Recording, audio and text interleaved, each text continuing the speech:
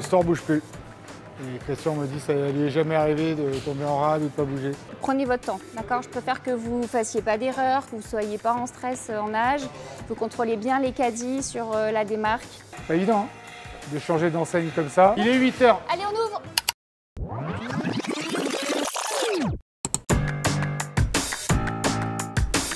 Avec Delphin, nous on était permanents du groupement, donc on s'est rencontrés chez Intermarché, on travaillait à la catégorie volaille œuf. Moi j'étais responsable qualité et lui était mon acheteur. Moi je suis rentré dans le groupement en 2004. Je suis rentré aux achats un peu par hasard.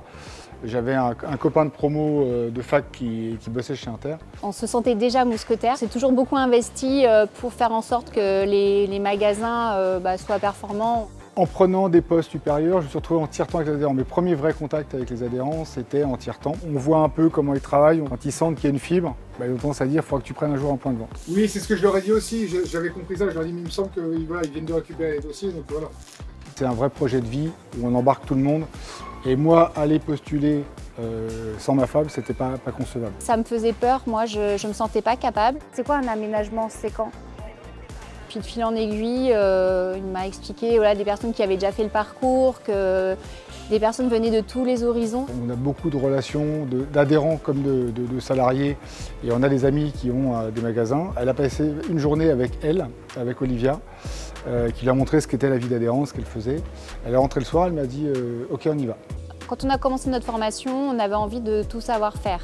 Et rapidement, on s'est rendu compte qu'il y avait beaucoup de choses à savoir faire et qu'on avait aussi nos domaines de prédilection et rapidement, on s'est séparé les rôles. Tu fais du nettoyage, tu fais du rangement de produits, tu fais de l'étiquetage, tu fais le référentiel produit, tu fais tout.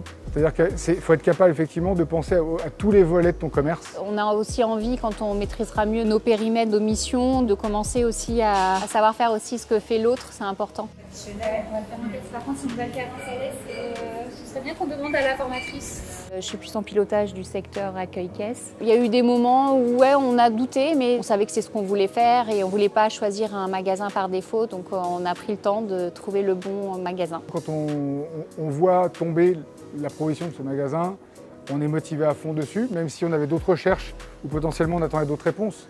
Mais celui-là, on l'avait coché. On a été énormément aidés par des collaborateurs de Tréville, par également des collaborateurs de la région parisienne, soit en aide point de vente, soit sur tout l'accompagnement, sur les outils, la formation des collaborateurs. Il y a des journées où tout va comme sur le plan, puis il y a des journées où ça se passe moins bien. C'est la force aussi du couple, on sait où on va, on sait à quelle date on doit ouvrir et globalement on voit le magasin qui change. Pour la petite histoire, je suis rentrée chez Intermarché un 25 juin, la boucle est bouclée. Quand on recherchait notre magasin, c'est la taille humaine, la proximité avec notre équipe et puis la proximité avec les clients. C'est la même équipe qui connaît très bien son magasin, qui connaît très bien ses clients. C'est une collaboration win-win pour eux comme pour nous, parce que c'est redonner du sens, redonner un souffle à leur activité, parce que c'était plutôt faible. On est content parce qu'on a une équipe polyvalente. C'est une équipe qui est appréciée, qui fait bien son boulot. Donc faut juste les acculturer, apprendre à travailler ensemble aussi.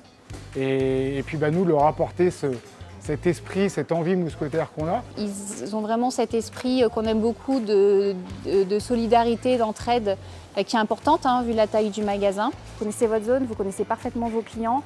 Et nous, on va vous apporter la connaissance des process, des outils. Et donc ensemble, forcément, on va y arriver. Ah ben ça y est, ça commence à prendre forme. Bravo. Donc c'est un grand moment parce qu'on n'avait pas de musique depuis le début, depuis longtemps. Et donc là, on est en train de bien caler les process, toutes les affiches à mettre en place. Par exemple, sur la ligne de caisse, si on doit prendre une caisse en urgence, il y aura une caisse qui sera dédiée juste à la carte bancaire et au chèque. Donc il faut prévoir l'affiche qui va bien. Et elle va préparer tous les caissons pour les hôtesses de caisse qui arriveront mardi matin. On ouvre à 8 h, on les fait venir à 7 h 30. Comme ça, on fait un brief d'équipe. S'il y a des questions pour mobiliser toute l'équipe sur l'ouverture. Eh bien, bonne première journée. Oui. Et prenez du plaisir. C'est de faire comme une création d'un Intermarché, mais en 2 semaines et demie de temps.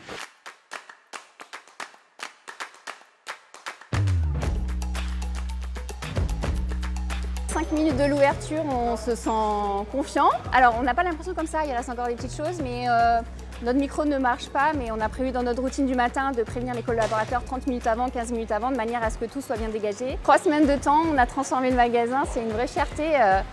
Parce que faire une reprise d'un casino, c'est quand même un défi. C'est la fin de la préparation. Maintenant, on rentre dans le concret et ouais, voilà, là, ça va être sympa.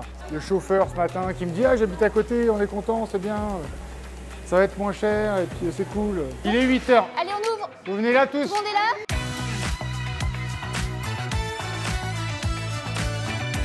Bonjour, bonjour. Alors nous, on offre des viennoiseries si vous voulez. Mais c'est pas... D'accord. Il fait beau. Être mousquetaire, c'est partager des valeurs d'entraide, solidarité, c'est le prix, c'est être commerçant. Être fier de l'enseigne, être fier de ce qu'elle propose, être fier face à la concurrence, être fier de proposer tout ça aux clients. On est indépendant. Mais en fait, on fait partie aussi d'un groupe, d'un collectif. On peut participer aux décisions aussi de notre groupement. Je suis fier parce que l'enseigne, elle propose des choses justes, avec des bons produits. On est tellement content d'avoir choisi cette voie pour être mousquetaire Intermarché.